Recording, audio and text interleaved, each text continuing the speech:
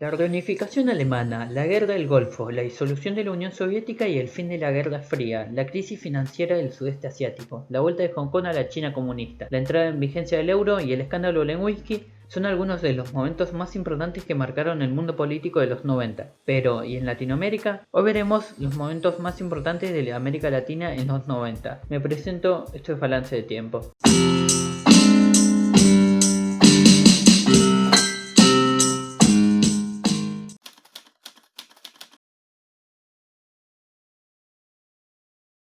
Alberto Fujimori llegó a la presidencia del Perú en 1990 luego de vencer en segunda vuelta a su rival Mario Sosa. Ya desde su comienzo Fujimori mostraba signos de autoritarismo, pero no llegó hasta 1992 que mostró su máxima expresión. Las causas se debieron a la habilidad que tenía el oficialismo en el Parlamento. La revisión exhaustiva de los decretos presidenciales y las leyes que aprobaba la oposición iba en contra de los planes del presidente, marcando una tensión constante entre estos dos poderes. ¿Cuál fue la solución de Fujimori? Aprovechar el desprestigio que tenía el Parlamento y la política en sí para beneficio propio. Así, el 5 de abril de 1992 se produce el autogolpe de Estado.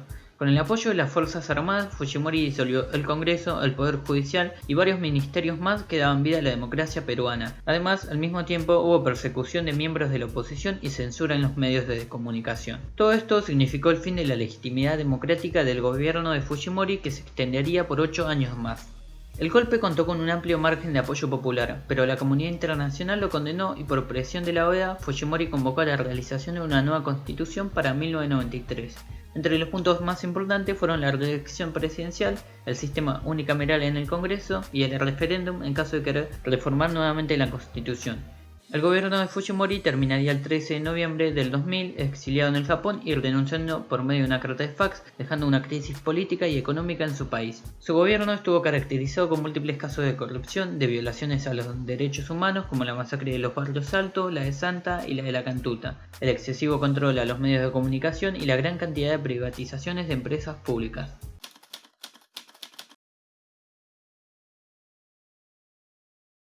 Chile, que se encontraba bajo una dictadura militar encabezada por Augusto Pinochet desde 1973, año en el que se opuso al gobierno de Salvador Allende. Con el correr de los años y con una buena parte de la ciudadanía pidiendo un cambio de régimen político, Pinochet no vio otra salida mejor que llamar a un plebiscito en 1988 para poner en discusión la continuidad del régimen o ir hacia una democracia. La vuelta a la democracia estaba ocurriendo desde hace unos años en América. Anteriormente había sido Paraguay, en cierta manera, en volver a la democracia. Solamente faltaba Chile, y con el plebiscito que afirmó que el 55% elegía el no al régimen militar, al gobierno no le quedó otra manera que respetar y llamar a elecciones presidenciales, retirándose en buenos términos. Algo llamativo comparándose con las demás dictaduras de América. Con esto, a finales de 1989 se realizó la elección presidencial después de casi 20 años, saliendo victorioso Patricio Aylwin de la Concertación por la Democracia. Finalmente, el 11 de marzo de 1990 se dio el cambio de mando presidencial, poniendo fin al régimen de Augusto Pinochet después de más de 15 años. La importancia para su momento en América es que ya no había más dictaduras militares. Gobiernos ilegítimos que tomaron el poder por medio de las armas eran depuestos, iniciándose un periodo democrático en la región donde podría haber estabilidad, integración, buenas relaciones, entre otras cosas más. Esta visión no tardó mucho en romperse, ya que costaría mucho cambiar. El autoritarismo se había ido, pero seguía en pie en la gente, en la cultura nuestra, como fue el caso del Perú o de Venezuela en el 92 y de distintos gobiernos más en donde su democracia siempre fue frágil.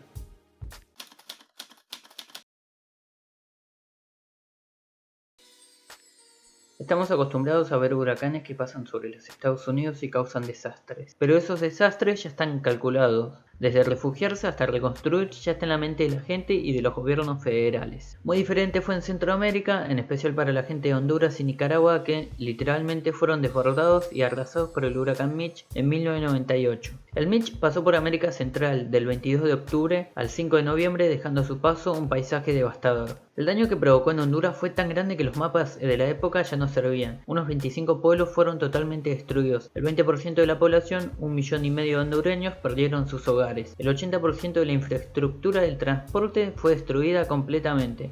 Además, para peor noticia, las tormentas destruyeron el 70% de los cultivos del país. Las inundaciones y deslizamientos de tierra mataron cerca de 6.500 personas y dejaron miles de desaparecidos.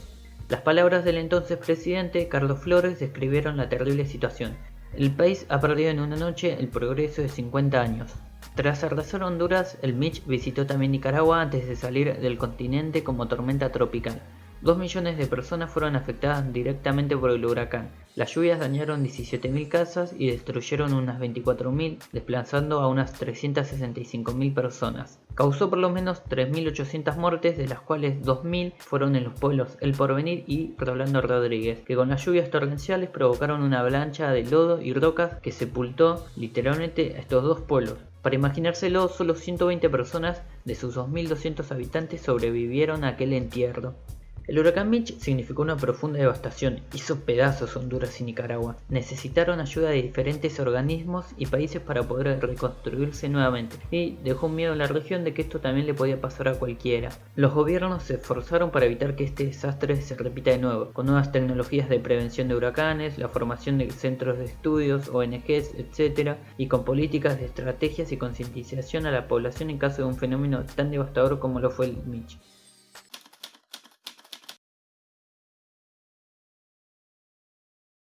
Muy diferente hubiera sido Venezuela de no ser por la elección que resultó victorioso el general Chávez en 1998. Muy pocos habrían imaginado cómo iba a ser su país 20 años después con Hugo Chávez, ni siquiera el más pesimista. Hoy Venezuela es la economía con el peor desempeño del mundo. Su país sufrió una contracción de más del 50% en 5 años y sigue sumida en la hiperinflación y entre cientos de cosas más. Chávez, luego de fallar en su intento del golpe de Estado en 1992 y posteriormente siendo indultado en el 94 por el nuevo presidente, ante la presión de sectores militares, comenzó su carrera política en miras a 1998, año presidencial.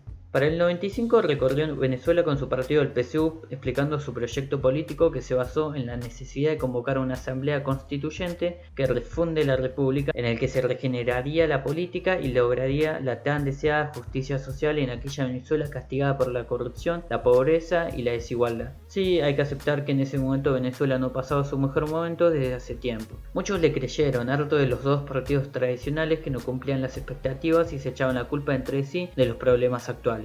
El 6 de diciembre de 1998, Chávez sería elegido presidente con el 56,20% de los votos. El Polo Democrático, su contrincante, nada pudo hacer, la victoria era clara. Ya para febrero, Chávez juró sobre una constitución que él mismo proponía abordar y crear una nueva para los cimientos de su república bolivariana.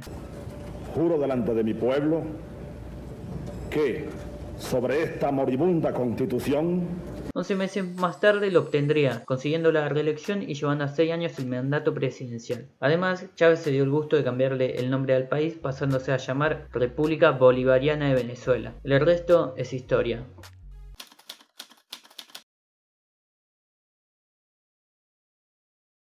El efecto tequila fue una crisis iniciada en México en diciembre de 1994 que se extendió rápidamente por toda América Latina.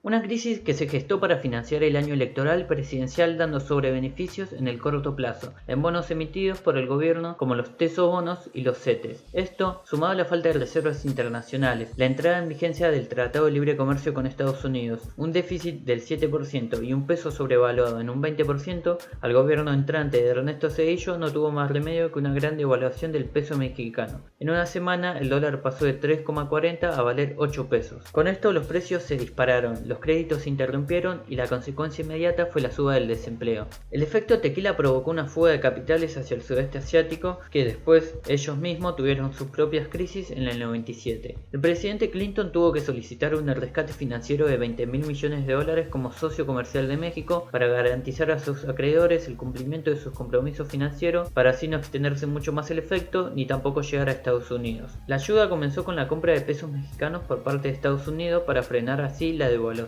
Los países más afectados además de México fueron Venezuela, Brasil, Chile y Argentina. Este último con una caída del 27% de sus reservas internacionales y un retiro del 18% de los depósitos netos. La crisis mexicana tuvo un gran impacto a nivel regional, afectando de esta manera las economías más desarrolladas de Latinoamérica. Recesión económica, déficit comercial y de pagos y nuevos endeudamientos fueron parte de los efectos que produjo la crisis a nivel regional. La deuda externa de América Latina y el Caribe creció un total de $34.000 millones durante 1994 para un crecimiento global de 521.000 millones. El mayor incremento en la región fue registrado por México, cuya deuda ascendió a unos $9.500 millones, seguida de países como Paraguay, Chile, Argentina, Costa Rica y Ecuador.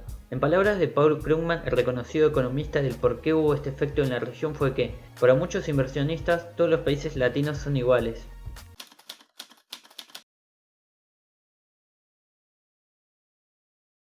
Hoy en día el Mercosur es blanco de muchas críticas y con serias razones, tachado de ineficiente, sin un claro objetivo, con una integración que deja mucho que desear y que la Alianza del Pacífico es mucho mejor. Sin embargo, el Mercosur significó demasiado en su momento de creación. Fue la mayor integración regional económica hasta su momento, con objetivos claros y una política activa por parte de los gobiernos latinoamericanos.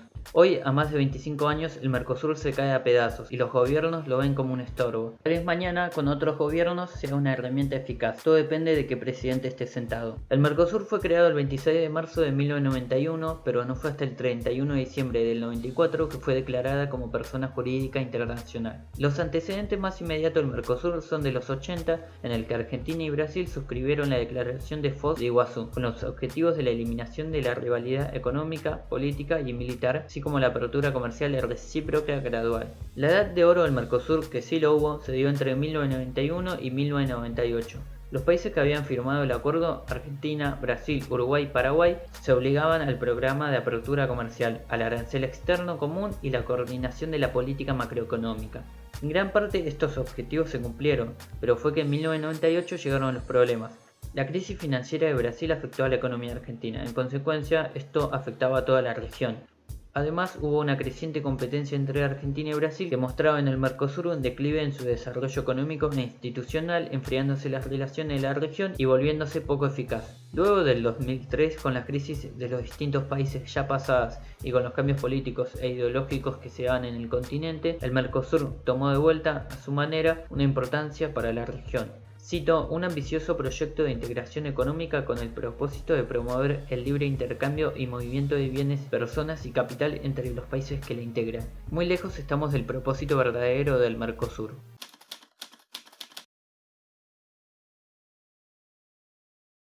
Si por algo estuvo marcada Latinoamérica en los 90 fue por el Consenso de Washington, o mejor conocido, el neoliberalismo, hecho por John Williamson en 1989 en respuesta a las fuertes crisis que vivían los países latinoamericanos. Esto fue un conjunto de 10 recomendaciones de política económica formada por el FMI, el Banco Mundial y el Tesoro de los Estados Unidos, con el objetivo de orientar a los países en desarrollo para salir de sus respectivas crisis. Todos o la gran mayoría de países latinos siguieron sus recomendaciones.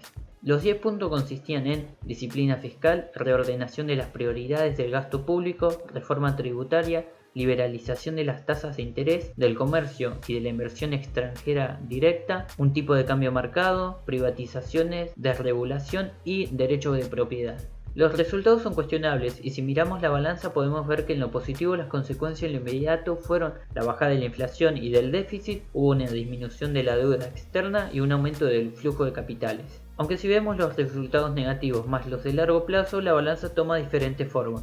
Por ejemplo, no se consiguió el crecimiento económico esperado, algunos países tuvieron fuertes crisis, hubo un aumento de la desigualdad, una ausencia de progresos sociales y una precarización de los derechos humanos. Aunque las medidas no surtieron el efecto deseado en todos los países, hubo algunos países como Chile, Uruguay, México y Brasil que sí tuvieron más signos positivos, como el progreso en la disminución de la pobreza y un cambio de panorama sobre capitalismo o comunismo. Sin embargo, otros países como Argentina, Bolivia, Venezuela o Ecuador sufrieron devastadoras crisis que marcaron un punto en su historia y en algunos casos hicieron accesible el ascenso de líderes socialistas como Chávez y en menores medidas Rafael Correa y Evo Morales, hoy fueras del poder del Estado.